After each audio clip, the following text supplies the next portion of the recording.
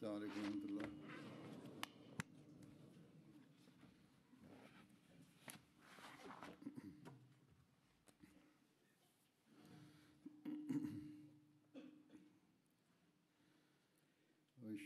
أن لا إله إلا الله وحده لا شريك له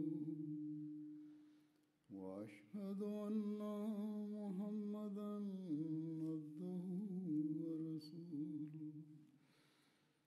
أما بعد فأعوذ بالله من الشيطان الرجيم بسم الله الرحمن الرحيم الحمد لله رب العالمين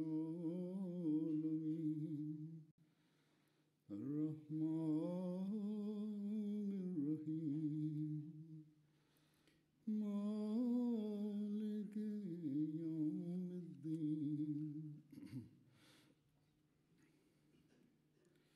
إياك نعبد وإياك نستعين اهدنا الصراط المستقيم صراط الذين أنعمت عليهم غير المغضوب عليهم ولا الضالين.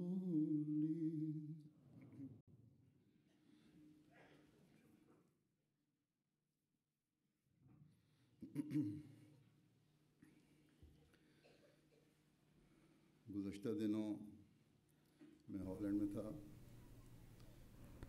Lors de ma tournée aux Pays-Bas les jours derniers, un journaliste dont les articles apparaissent dans des journaux locaux et des journaux nationaux m'a posé la question suivante. Est-ce que la communauté Ahmadiyya est celle qui connaît la plus grande expansion dans le monde? Je lui ai répondu qu'au niveau international, certainement, la Jamaat Ahmadiyya est celle qui progresse le plus d'entre toutes les communautés.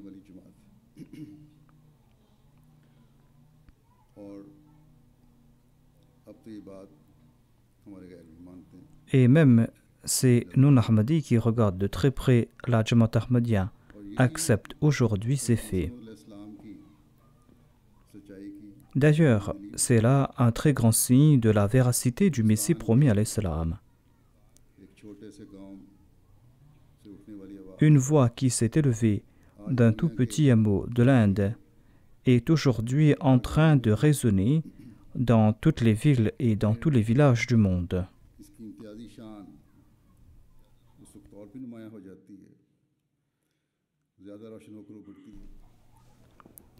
Et ce signe est d'autant plus glorieux à la lumière du fait suivant. Alors qu'aucun homme ordinaire à l'époque ne pouvait imaginer que la Jamaat Ahmadiyya sera connue dans le monde entier, eh bien à cette époque, le Messie promis à l'Islam avait annoncé avec conviction dans ses écrits et dans ses énoncés qu'Allah m'a informé qu'un jour, la Jamaat Ahmadiyya sera connue dans le monde entier.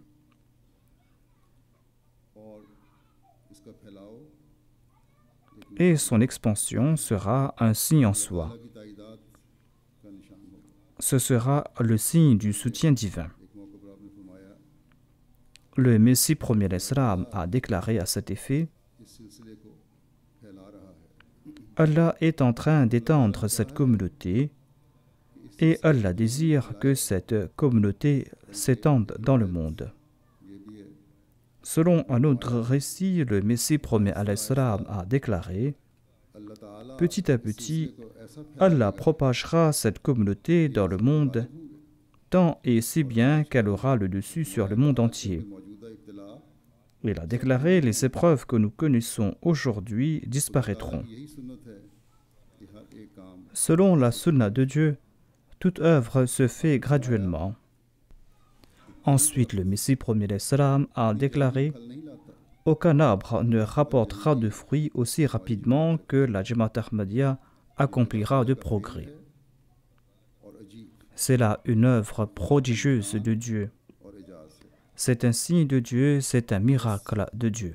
हम तो इस ईमान पर कायम हैं Ainsi, certainement, nous sommes fermes dans cette foi que nous avons, हर Ahmadi et certainement tout Ahmadi सच्चा ईमान रखता qui croit sincèrement dans le Messie premier l'Islam है कि जिस est तरह अल्लाह ताला ने convaincu सिर्फ que, 125 साल tout comme 125 ans de cela, दूर दराज इलाके une voix solitaire s'est élevée dans un hameau reculé, ना सिर्फ फैला et Dieu a transmis cette voix aux quatre coins du monde, मुखलिसीन की जमात voire il a établi une jamaat composée de disciples fidèles et sincères envers le Messie premier l'Islam, और ईमान में बढ़ रही हैं। une communauté de disciples dont la foi en lui ne cesse de croître. अपने फजल से इंशाअल्लाह ताला Face à ce constat, ये बात पूरी फरमाएगा nous sommes convaincus que par la grâce d'Allah et Inch'Allah, और la parole du Messie premier l'Islam s'accomplira, à savoir que ces épreuves prendront fin et cette communauté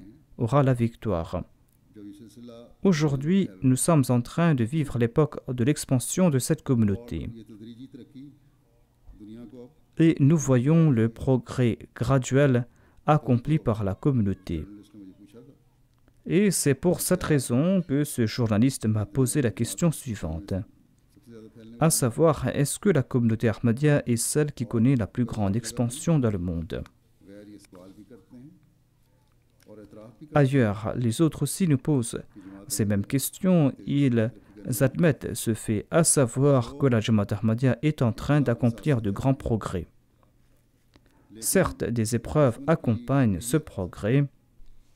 Cependant, face aux viles intentions de nos adversaires et face à leurs efforts, हैं। फिर हर इब्तिला eh bien ces épreuves ne sont rien. चाहे वो अहमदी पर अहमदियत की वजह Et से ces épreuves, ज़ाती हो qu'elles soient subites par les Ahmadis à titre individuel, कि पूरी जमात en raison de leur appartenance à la communauté Ahmadiyya, ou que ces épreuves soient subites par des Jamaats tout entières, comme c'est le cas dans certaines régions, eh bien sachez que dans la foulée de chacune de ces épreuves, Allah manifeste davantage son soutien et sa gloire en faveur de la communauté Ahmadiyya.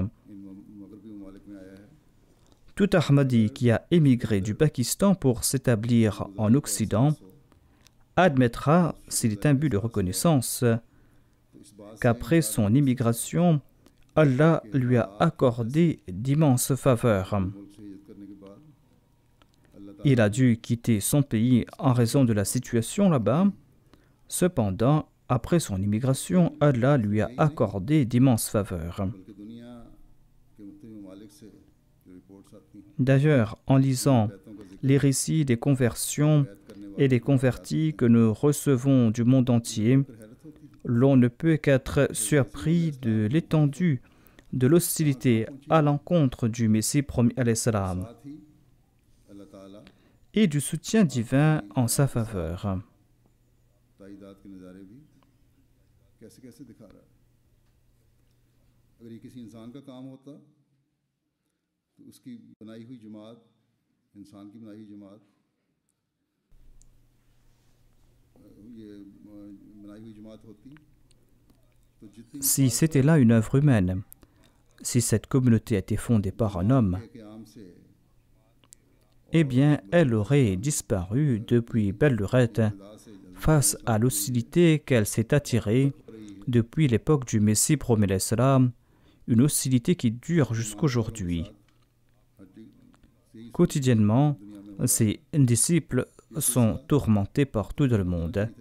Eh bien, face à toute cette hostilité, eh bien, cette communauté aurait disparu depuis belle lurette. Le mensonge de cette communauté aurait dû apparaître au grand jour. हाँ तो अल्लाह ताला Or, loin d'avoir disparu, Allah ne cesse de la faire progresser. ने अपनी एक मजलिस में फरमाया Lors d'une rencontre, le Messie premier alayhi salam a déclaré nos adversaires ont, dans leur hostilité, remué ciel et terre. Or, Allah n'a cessé de faire progresser notre communauté.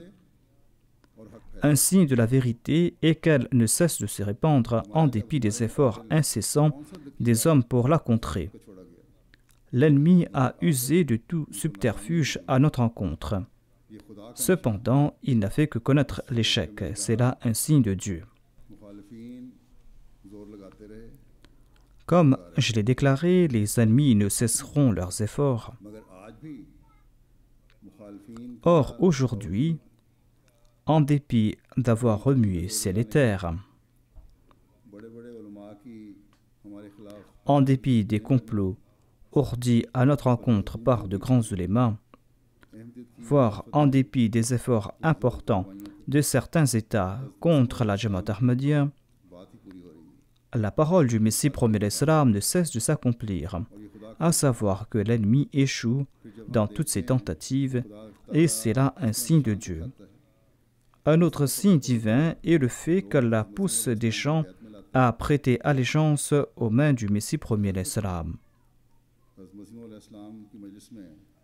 C'en est là un autre fait des plus étonnants. Le Messie promet l'Islam relata le contenu du être d'une personne de Lahore. Cette personne avait vu un rêve et on lui informa que le Messie promet l'Islam était véridique dans ce rêve. Cet individu était le disciple d'un fakir, d'un ascète, et cet ascète avait sa cour dans le mausolée d'un autre saint qui s'appelait Datta Gangbakhsh. Eh bien, cette personne fit mention de son rêve à son maître spirituel. Et son maître spirituel lui a dit: le fait que Mirza Sahib ait progressé durant tout ce temps est un signe de sa véridicité. Il y a un autre fakir, un autre ascète, qui s'est présenté là-bas et qui a déclaré: permettez-moi aussi de demander à Dieu afin d'en connaître la réalité. Et le lendemain, cet ascète a déclaré: Allah affirme que Mirza est un Mawla, un ami de Dieu. Le deuxième fakir a déclaré: Dieu a dû déclarer qu'il est le Mawlana, c'est-à-dire qu'il est notre Mawla à nous tous deux, à nous tous. Le Messie promet l'Islam a déclaré: ces temps-ci, nombre de gens voient des rêves et des songes, car Allah désire les guider par leur entremise. Les anges de Dieu flottent dans le ciel comme des sauterelles. Ils inspirent les cœurs et disent: acceptez le Messie, acceptez le Messie. Un autre individu voulait écrire un livre afin de réfuter le Messie promis à l'Islam. Dans un rêve, il vit le saint prophète Mohammed lui qui lui dit: tu désires réfuter Mirza Sahib tandis qu'il est véridique. C'est ainsi qu'Allah guide ceux qui sont de bonne nature. Comparé à l'époque du Messie promis l'Islam, aujourd'hui nous avons encore plus de moyens pour diffuser le message de l'Islam et de l'Ahmadiyya. Cependant, Dieu en personne guide les hommes à travers des rêves et des songes.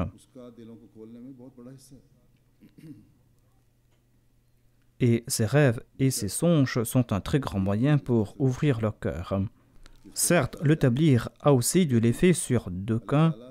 Si Allah le désire, ses efforts pourront avoir de l'effet sur les cœurs sur d'aucuns, mais Allah guide aussi les gens directement. Aujourd'hui encore, toute une multitude de gens ont été guidés et sont guidés par ce moyen. Et ces personnes acceptent les affirmations du Messie promet l'Islam et ces personnes lui prêtent allégeance. Je présenterai dans le sermon d'aujourd'hui quelques exemples tirés de ces nombreux récits de l'année dernière. Des personnes qui ont été guidées à travers des rêves. Les propos de ces gens nous étonnent. Ils sont là à des milliers de kilomètres de Qadian. Certains résident dans des coins reculés où les moyens de communication sont quasi inexistants. Cependant, Allah ne cesse de les guider.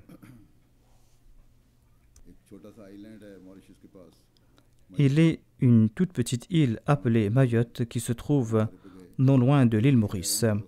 Notre missionnaire était parti en tournée. Quelqu'un lui raconta qu'il vit en rêve le Messie promis alayhi salam.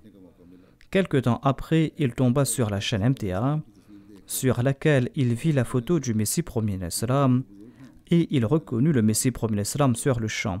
Il a dit « Voilà la personne que j'avais vue en rêve ». Et c'est ainsi qu'il fut convaincu que l'Ahmadiyya était l'islam véritable. Après avoir été informé de ce qu'est l'Ahmadiyya, il fit la bayra et se joignit à la Jamaat. Il y a un récit qui nous vient de la République de Guinée, un pays qui se trouve à l'autre bout de l'Afrique. Depuis un certain temps, les Ahmadis avaient présenté à un certain Suleiman, un étudiant d'université, le message de l'Ahmadiyya. Mais M. Suleiman n'avait pas encore fait la bayra. Un jour, il a déclaré « Je suis convaincu de la véracité de l'Ahmadiyya et je désire faire la bayra ». Il raconta le rêve suivant qui l'avait convaincu. Il a dit que dans ce rêve, j'ai vu que je voyageais dans un bateau. Il y avait à côté de nous un autre bateau qui coulait et ses passagers nous appelaient à l'aide. Nous les avons secourus et ils ont pris place dans notre bateau. Par la suite, dans ce rêve, nous étions assis autour d'une table en compagnie du Messie promis alayhi salam. Il nous a offert du lait à boire. Le Messie promis alayhi salam était présent, il nous a offert du lait à boire. J'en ai pris et j'en ai bu à satiété. Ce lait était succulent. Quand j'ai ouvert les yeux, j'ai compris que je profiterai de cette coupe vivifiante qu'en voyageant dans le bateau du Messie promis alayhi salam et après lui avoir prêté allégeance. Et il fit la bayra. Il y a un certain monsieur Alassane de la Côte d'Ivoire qui raconte le rêve suivant qu'il avait fait. Il déclare « Dans ce rêve, j'ai vu une très grosse foule et un de mes amis m'a dit que l'imam Al-Mahdi se trouve dans cette foule. Par curiosité, j'ai voulu rencontrer l'imam Al-Mahdi. Mon ami m'a conseillé d'accepter l'Ahmadiyya avant de rencontrer l'imam Al-Mahdi. Et dans le rêve, j'ai fait la bayra. Et lorsque je me suis approché de la foule, j'ai vu l'imam Al-Mahdi et il était en train de prêcher son message. Après ce rêve, M. Alassane Traoré a fait la bayra et il s'est joint à la Jamaat Ahmadiyya. Il y a un autre récit qui nous vient de la région de Kerala, du sud de l'Inde.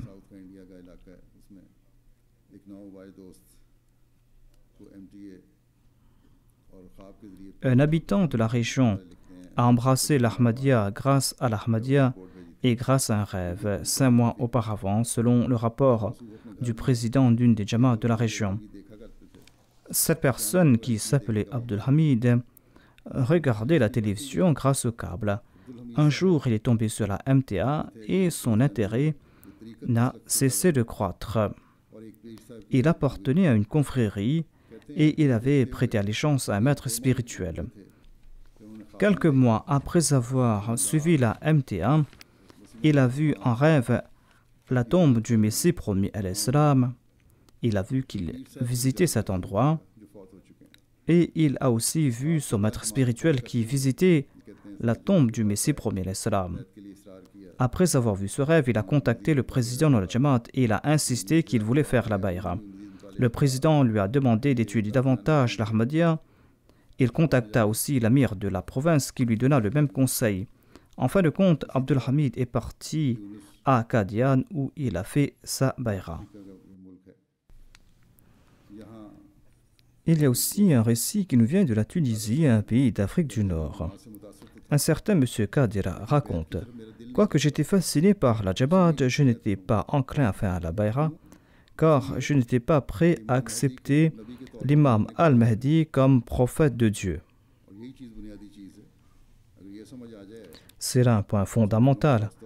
Si les musulmans en particulier comprennent que le Messie promis alayhi salam s'est dit être un prophète qui n'a pas apporté de loi et qu'il a tout reçu par l'entremise du saint prophète Mohammed lui, Ils doivent comprendre aussi qu'un prophète peut apparaître en s'étant asservi au saint prophète Mohammed paix soit lui, suite à l'amour qu'il a pour le saint prophète Mohammed paix soit lui. Et d'ailleurs, ce Messie qui viendra jouira du statut de Nabi, de prophète. En tout cas, M. Qadir n'était pas prêt à accepter ce concept. Il a déclaré « J'ai décidé d'accomplir la bayra seulement si Allah en personne m'informe que Mirza Ghulam Ahmad al-Islam est l'imam al-Mahdi. » Durant ces jours, j'ai parlé à un Ahmadi qui m'a présenté une référence dans laquelle on disait que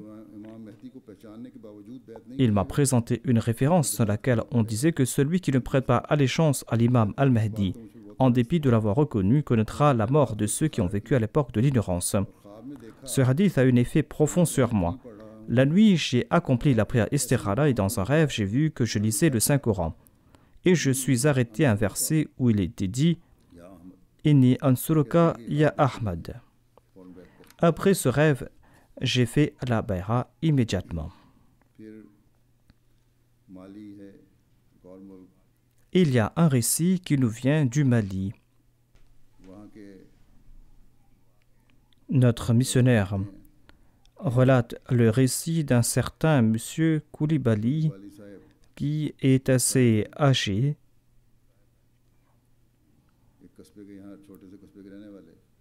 et qui habite dans un tout petit village. Il a fait la bayra en décembre 2014. Il a raconté qu'en 1964, alors qu'il résidait en Côte d'Ivoire, il a vu en rêve 2 personnes de race blanche qui sont venues le rencontrer.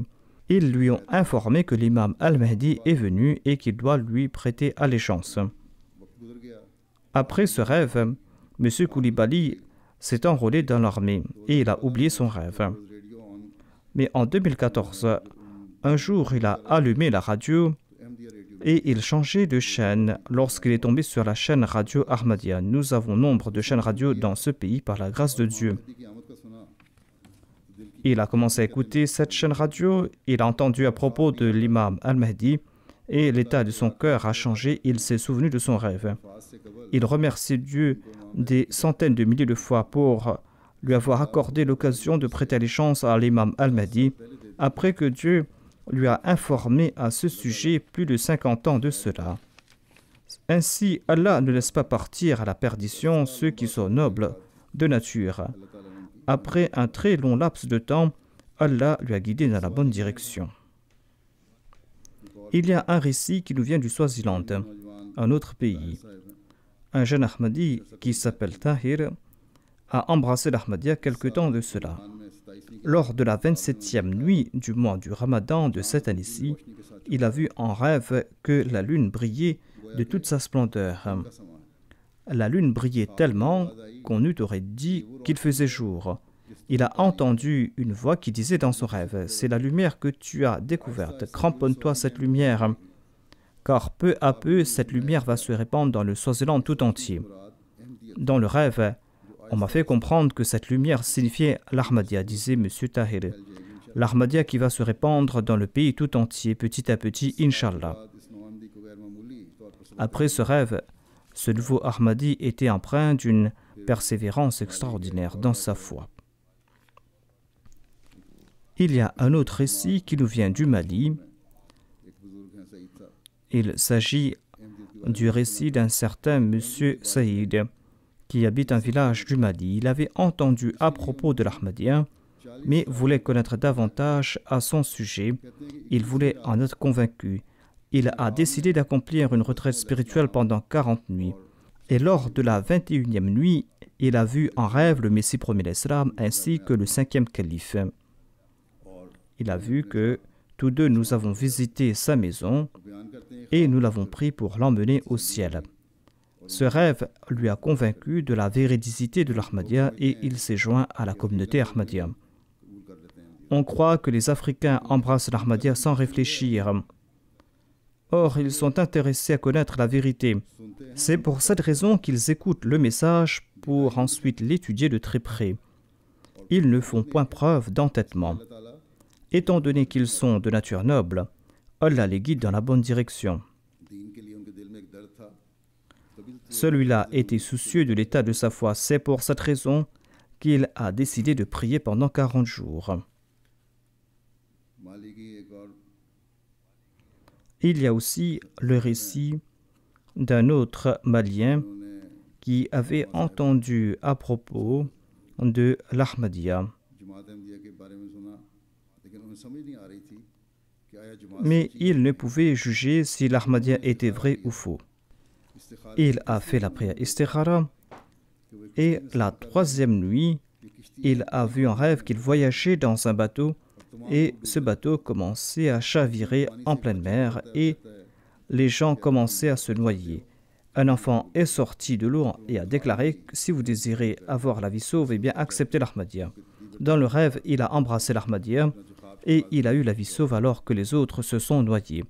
Et après ce rêve, il a fait la bayra. Il y a aussi le récit d'un certain monsieur Abdal de la Sierra Leone. Il raconte « Mon père était Ahmadi. Allah guide aussi ceux qui se sont écartés de la foi en raison des prières de leurs parents ou en raison de leurs bonnes œuvres. En tout cas, monsieur Abdal raconte que mon père était Ahmadi, mais moi je me suis éloigné de l'Ahmadiyya pour certaines raisons et je me suis joint à la Jamaat des Tabliri et je partais faire le tablir.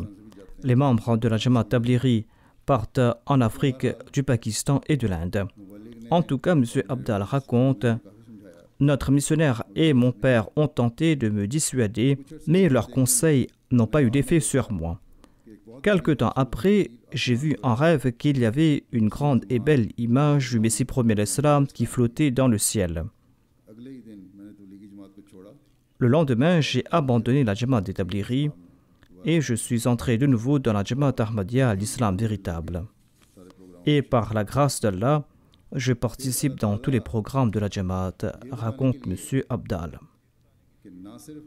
Allah informe d'aucuns que le Messie premier l'Islam est son envoyé.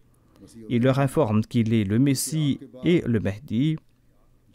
Il informe aussi d'autres à travers des rêves que le califat établi après lui jouit du soutien de Dieu et que ce califat est là afin de continuer la mission du Messie premier alayhi salam. C'est ainsi qu'Allah montre en rêve des califes à certaines personnes. Un muallim du Nigeria raconte qu'un certain Mohammed lui a raconté un rêve. Il vit dans ce rêve qu'il voyageait dans un navire. Une tempête se souleva soudainement en pleine mer et le navire commença à couler. Il n'y avait plus d'espoir de survie. Quelqu'un envoya soudainement sa main et me porta au rivage, a dit M. Mohammed. Je ne savais pas qui était cet homme de Dieu. Plus tard, ce monsieur Mohammed est entré en contact avec un de nos Dainel et avec le Muallim. Le Dainel lui fit suivre les émissions de la MTA. Et quand il vit mon image, l'image du cinquième calife, il a déclaré « C'était l'homme de Dieu qui me sauva la vie ». Ainsi, lui et tous les membres de sa famille embrassèrent l'Ahmadiyya par la suite. Il y a un récit qui nous vient du Soudan. Les Soudanais sont très intolérants lorsqu'il est question de religion. Un Ahmadi du nom de M. Ahmad raconte qu'un certain docteur Amir lui a téléphoné pour lui dire qu'il voulait se joindre à l'Ahmadiyya. Il est venu à la prière du vendredi le lendemain et il accomplit la prière du vendredi avec nous, dit M. Ahmad. Le docteur Amir raconte que son épouse avait vu en rêve que son époux était avec le quatrième calife. Et le quatrième calife lui a demandé pourquoi il n'avait pas encore fait la bayra. Et le docteur Amir a levé ses mains au ciel et a déclaré « Je suis prêt à faire la bayra ». Sa fille lui a aussi raconté qu'elle m'avait vu, c'est-à-dire qu'elle avait vu le cinquième calife en compagnie de Omar bin Abdelaziz. Et ces rêves ont convaincu le docteur Amir que l'Ahmadiyya est vrai, ainsi que le système du califat. car son époux avait vu un calife de la Jamaat Ahmadiyya et sa fille avait vu un autre calife de la Jamaat Ahmadiyya. Le docteur Amir appartenait à une famille d'obédience soufis. Il y avait là-bas un certain monsieur Ibrahim, qui est un ascète musulman, et ses rêves et ses visions s'accomplissent. Le docteur Amir lui a demandé au téléphone à propos de l'Ahmadiyya et à propos de l'avènement de l'imam al-Mahdi. L'ascète lui a répondu « Oui, il est apparu et il est même décédé. Est-ce que vous ignorez cela ?» Le docteur Amir lui a demandé « Dois-je prêter allégeance au 5e calife de l'imam al-Mahdi ?» Et l'ascète lui a demandé de le faire. Ensuite, nous voyons la répétition de cet incident à l'époque du Messie promis l'Islam, où un ascète avait guidé un individu. De même, 120 ans après, le docteur Amir a été guidé par un autre ascète musulman. Il raconte « J'ai passé le téléphone à ma femme par la suite et elle a demandé à cet ascète « Est-ce qu'il faut faire la bayra ou devons-nous rester attachés à notre tariqa, à notre confrérie ?» L'ascète a répondu « Celui qui accomplit la bayra n'a peur de personne. » Il y a un récit qui nous vient du Bénin. Le missionnaire de la ville de Cotonou raconte un récit qui date d'1 an. Un certain monsieur Billou du Nigeria résidait à Cotonou pour ses affaires. Il raconte « Quand je suis sorti de ma maison pour aller prier, j'ai vu qu'il y avait 2 mosquées dans le quartier et je ne savais laquelle choisir. Et Allah le guidera grâce à un rêve en lui montrant ces mosquées. Il a déclaré « Je suis parti dans la mosquée de Ahmadi et le vendredi d'ensuite je suis parti dans la mosquée Ahmadi. Et j'ai commencé à prendre des renseignements sur les 2 mosquées. Et les gens ont dit de mauvaises choses à propos des Ahmadis. J'étais très surpris parce que la mosquée Ahmadi était plus propre et mieux organisée. Or, les gens disaient que les Ahmadis n'étaient pas musulmans et qu'ils avaient un autre prophète. Cependant, c'était dans leur mosquée que je ressentais la plus grande paix. Et j'ai commencé à prier. J'ai déclaré « Oh Allah, guide-moi, aide-moi. Je suis nouveau dans cette région. C'est dans la mosquée Ahmadi que je suis serein, mais les gens disent que les Ahmadis sont des mécréants. L'autre mosquée ne m'attire point. » Par la suite, j'ai commencé à prier à la maison et je ne partais dans aucune des 2 mosquées. Après quelques jours, j'ai vu en rêve qu'il y avait à la maison 2 savons. Il y avait 2 savons à la maison. L'un était bleu et venait de l'Allemagne et l'autre était de fabrication locale. Alors que je somnolais, on m'expliqua l'interprétation de ce rêve. Le bleu signifiait la couleur des tapis de prière. Je me suis dit que j'avais vu une moquette rouge et un tapis vert à la mosquée Ahmadi. Et après ce rêve, j'ai visité ces 2 mosquées et par la suite, j'ai constaté que les tapis étaient de couleur bleue dans la mosquée Ahmadi. J'ai commencé à prier dans la mosquée Ahmadi et j'ai prié davantage. Dans un rêve, un jour, j'ai vu que l'imam m'a offert un livre et il y avait dans cet ouvrage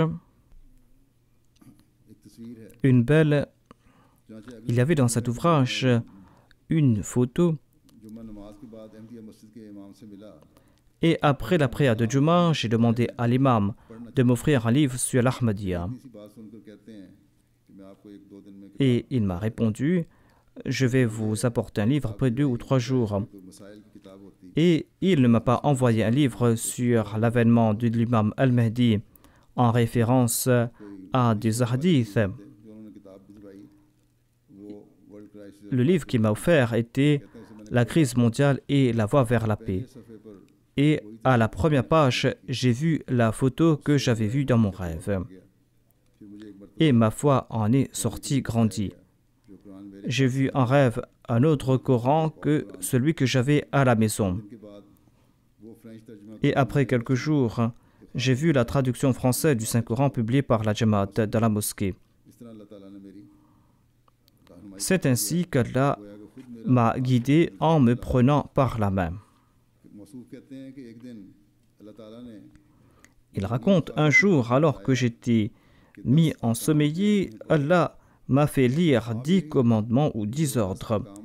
Et on m'a dit de répéter ces 10 commandements dans mon rêve. Je ne me souvenais pas des paroles exactes de ces commandements. Cependant, chaque commandement avait pénétré dans mon cœur. 4 jours après, lors d'une conversation avec le missionnaire, alors que je ne lui avais pas encore demandé comment se joindre à la Jamaat, il m'a offert une feuille et m'a dit que c'était les 10 conditions pour mettre en pratique les enseignements de l'islam. Il m'a demandé de les lire et de les comprendre. Quand j'ai lu ces 10 conditions de la bayra, j'ai beaucoup pleuré, car Allah m'a guidé. J'ai fait la bayra et j'en ai remercié Dieu. Après la bayra, je ressens en moi une nouvelle félicité.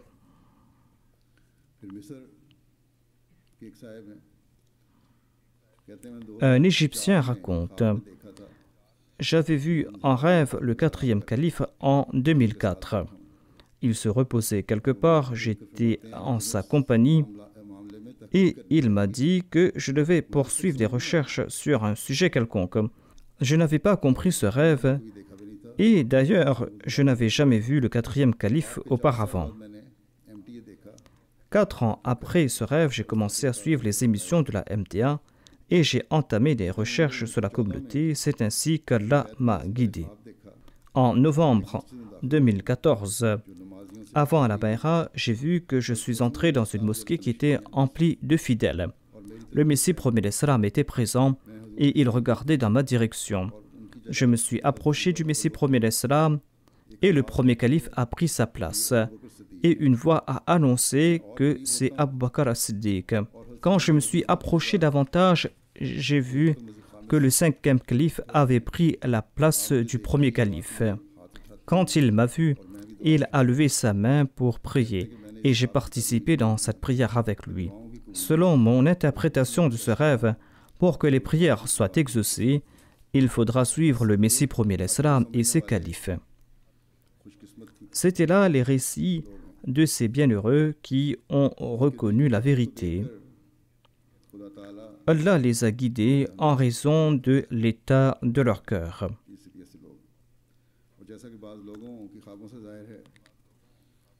À la lumière de ces rêves, nous comprenons qu'Allah les a guidés de manière très explicite et cette direction est si claire qu'elle nous laisse bouche bée. Et quant à ceux qui se considèrent des érudits, eh bien, ils sont privés de cette direction divine. Un jour, le Messie premier l'Islam était assis en compagnie des nouveaux convertis.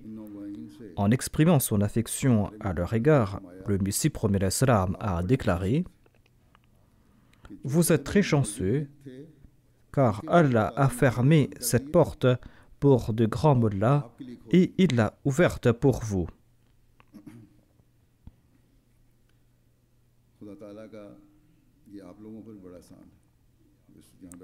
Vous qui êtes assis ici et tous les membres de la Jamaat Ahmadiyya de le monde entier ont reçu cette immense faveur de la part de Dieu. Dieu vous a accordé l'opportunité d'embrasser l'Ahmadiyya. Nous devrons, nous tous, nous souvenir de cette faveur divine et nous devrons aussi prouver notre reconnaissance envers Dieu pour cette faveur qu'il nous a accordée.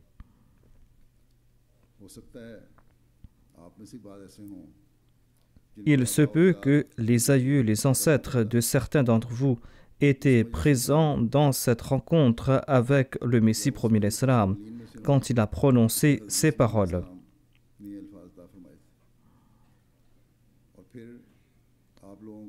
Vous devez prier pour ces anciens.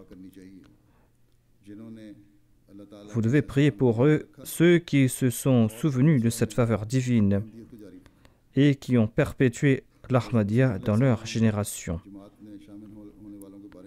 Le Messie premier l'Islam disait à propos des membres de sa Jamaat, « Regardez ma communauté, ils sont tous sortis des rangs de mes adversaires et ils me prêtent allégeance au quotidien. S'il n'était pas doué de ces vertus, s'il n'était pas doué de cette grâce, il ne se serait pas joint à moi. Je reçois nombre de lettres de ceux qui me prêtent allégeance. Certains racontent « Auparavant, je vous insultais, mais maintenant je me repens. Veuillez s'il vous plaît me pardonner. » Aujourd'hui encore, nombre de ceux qui naguère étaient hostiles envers l'Ahmadiyya sont maintenant emplis de sincérité. Ils ont fait la bay'a et par la suite, ils n'ont cessé de grandir dans leur sincérité.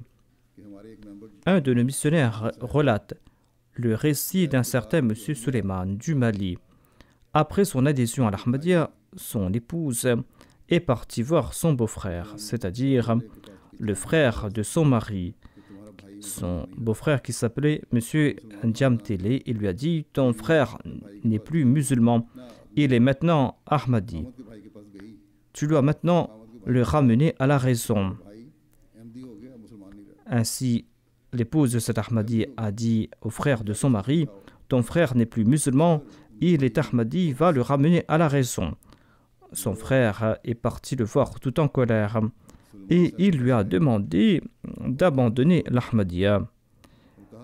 Il lui a dit « Abandonne l'Ahmadiyya, sinon il va couper toute relation avec lui et il ne participera même pas dans sa prière funéraire. » Ce sont les Ahmadis qui vont diriger ta prière funéraire. Mais M. Suleiman ne s'est pas soucié des propos de son frère. Il était ferme dans sa foi. Après quelque temps, son frère a commencé à écouter la radio Ahmadiyya afin de trouver des arguments pour sauver son frère. Il voulait écouter la radio Ahmadiyya afin d'y trouver des objections. Mais par la suite, il a changé d'opinion à propos de l'Ahmadiyya et il s'est joint à la communauté. Monsieur Ajmal, un de nos missionnaires de l'Inde, raconte que le 17 juin de cette année, la Jamaat a organisé une réunion de tabligh dans un village du nom de Murshidabad, situé dans la région du Bengale. Le responsable du comité de la communauté non-Ahmadi, le muezzin de cette mosquée et d'autres non-Ahmadis étaient présents pour cette réunion. Le responsable de cette mosquée a déclaré après la réunion que mon neveu est Ahmadi et j'ai toujours haï les Ahmadis. Je croyais qu'ils étaient sans foi. Je jure par Dieu que les Ahmadis sont de véritables musulmans et ils sont bien supérieurs à tout autre musulman. Par la suite, 12 personnes ont embrassé l'Ahmadiyya dans ce village. C'est là l'œuvre de Dieu et la Jamaat ne cesse de voir ces signes. Et certainement, ces faits renforcent notre foi. Le Messie premier l'Islam déclare «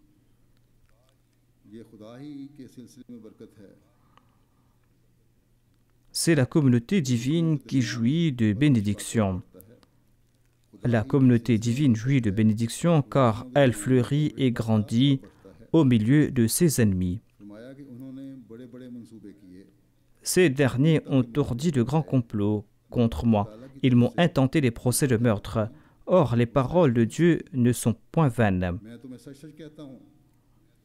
J'affirme avec conviction que cette communauté est de Dieu. Si cette communauté était le fruit des efforts et des plans de l'homme, elle aurait été complètement anéantie face aux desseins et à l'hostilité des hommes. Sa croissance et son progrès face à l'hostilité des hommes sont autant de signes de son origine divine. Autant vous renforcerez votre certitude, autant vos cœurs seront éclairés. C'est-à-dire, autant vous les Ahmadis, vous allez renforcer votre certitude, autant vos cœurs seront éclairés.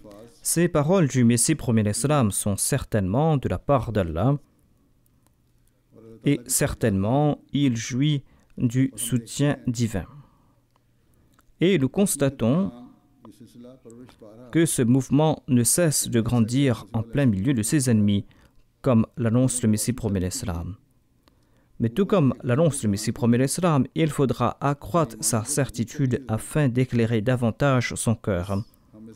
Il incombe à chacun d'entre nous de renforcer sa foi. Il incombe à chacun d'entre nous d'accomplir son analyse de conscience. Notre certitude grandit-elle? Nos cœurs s'éclairent-ils davantage?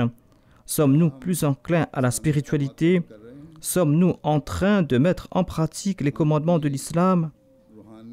Sommes-nous en train de progresser dans notre force agissante et de notre spiritualité?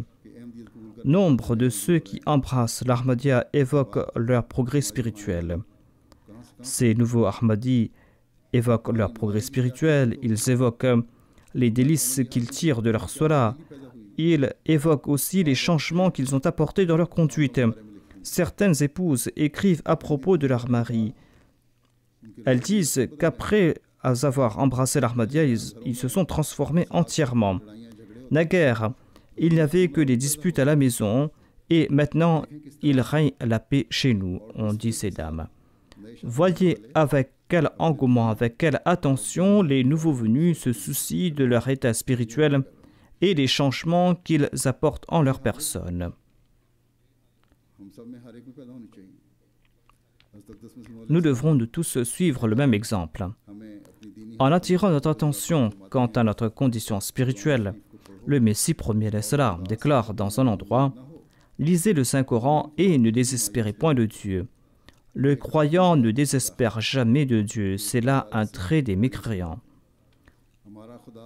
Les mécréants désespèrent de Dieu. Notre Dieu à nous est tout-puissant. » Lisez aussi la traduction du Saint-Coran et embellissez vos soilas et comprenez les sens de la soila. Priez aussi dans vos langues maternelles. Ne considérez pas le Saint-Coran comme un livre ordinaire, considérez-le comme la parole de Dieu. Accomplissez la soila à la manière du Saint-Prophète Mohammed sallallahu alayhi wa sallam. Certes, vous pouvez présenter vos demandes et vos suppliques dans vos langues maternelles après les prières prescrites. On peut implorer Dieu dans sa propre langue au cours des prosternations. Il n'y a aucun mal à cela. Il n'y a aucun mal à implorer Dieu dans sa langue maternelle. La soila ne sera point annulée pour cette raison. Aujourd'hui, on a perverti la soila, dit le Messie premier salam. Les gens n'accomplissent point la soila, ils se contentent de se cogner la tête au sol, comme des poules qui picorent pour ensuite se consacrer à de longues prières. C'est là une description de la soila des non-Ahmadis, mais chez nous les Ahmadis, on ne fait pas de longues supplications après la soila, cependant d'aucuns accomplissent la prière à grande vitesse. Le Messie premier salam déclare « Le cœur de la soila sont les supplications ». Comment atteindre cet objectif de la soila en suppliant Dieu hors de la soila? Si quelqu'un a l'occasion d'être présent dans la cour du roi afin de lui faire part de sa demande, mais qu'il ne dit rien de la cour du roi alors qu'il est présent devant le roi, et qu'il commence à présenter ses doléances à l'extérieur, hors de la présence du roi, eh bien quel en sera l'avantage?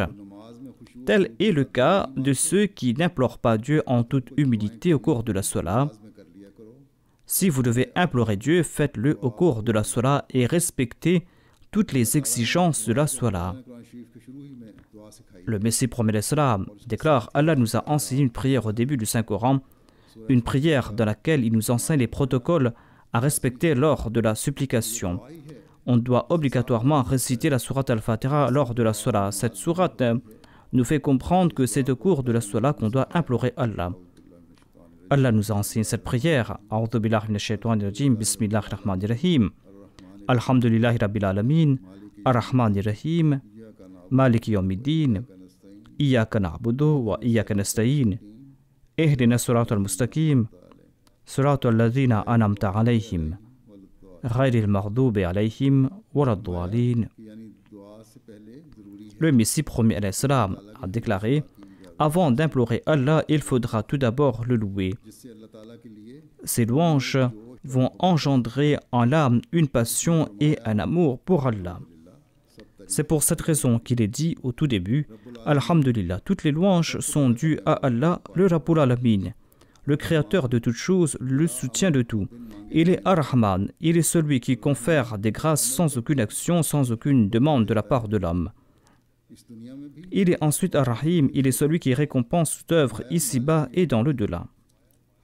Il est aussi Malik Yawmiddin. C'est lui qui rétribue toute action, bonne ou mauvaise. L'homme pourra en toute sincérité vouer culte à Allah l'unique. Il pourra être un véritable Mawahid. Il pourra sincèrement adorer Dieu l'unique quand il va accepter Dieu en tant que Malik Yawmiddin. Il est un péché de considérer les dirigeants de ce monde ou ses supérieurs comme étant tout-puissants. C'est un péché de considérer les dirigeants de ce monde ou ses supérieurs comme étant tout-puissants. C'est une forme de polythéisme.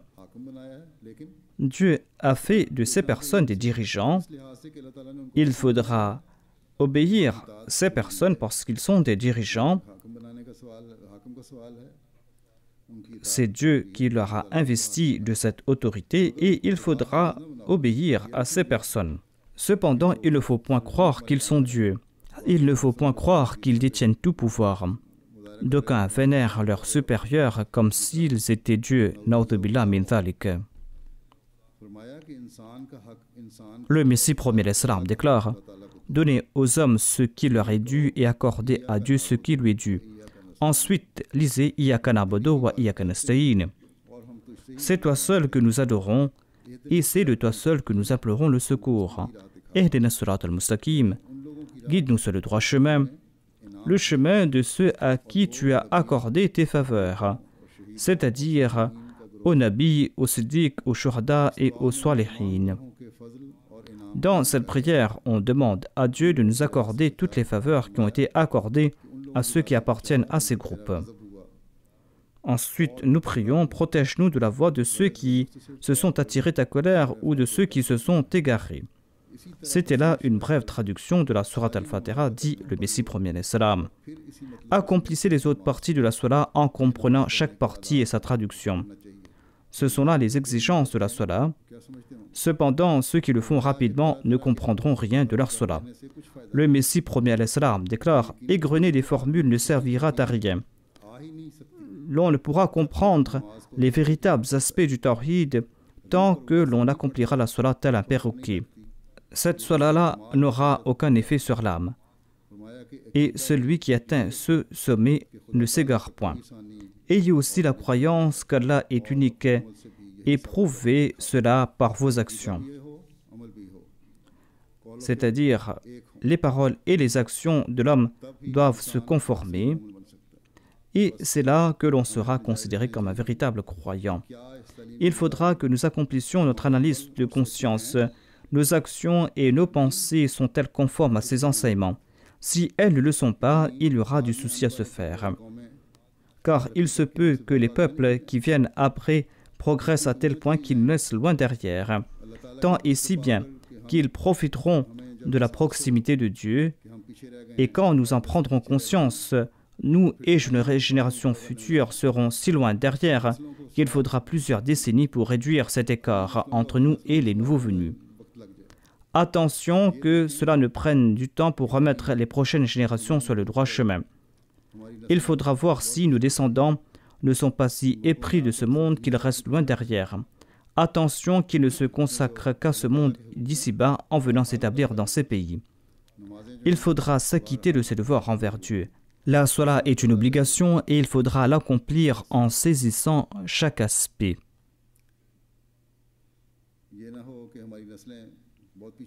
Attention que nos descendants soient si loin derrière et que les nouveaux venus ne profitent des faveurs promises par Dieu au Messie premier l'Islam, qu'ils nous dépassent en statut.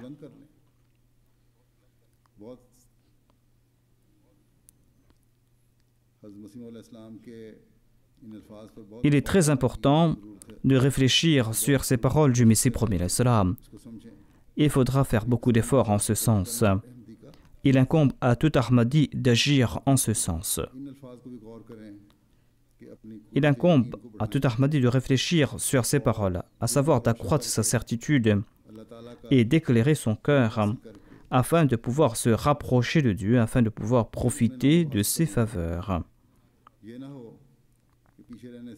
Attention que l'on se prive de ces faveurs en restant à l'arrière. Faites de votre mieux pour ne point briser la relation que vous avez établie avec le Messie promis l'Islam.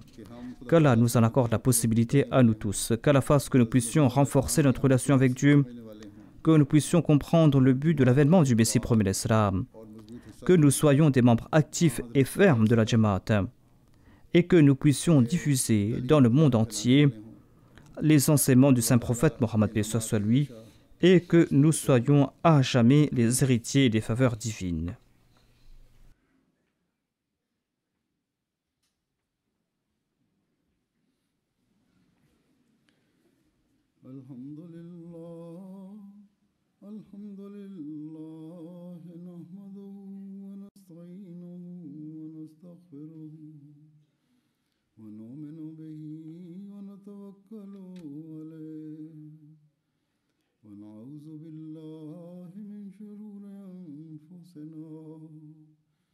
ومن سيئات أعمالنا من يهده الله فلا مضل له ومن يضلله فلا هادي له ونشهد أن لا إله إلا الله ونشهد أن محمدا عبده ورسوله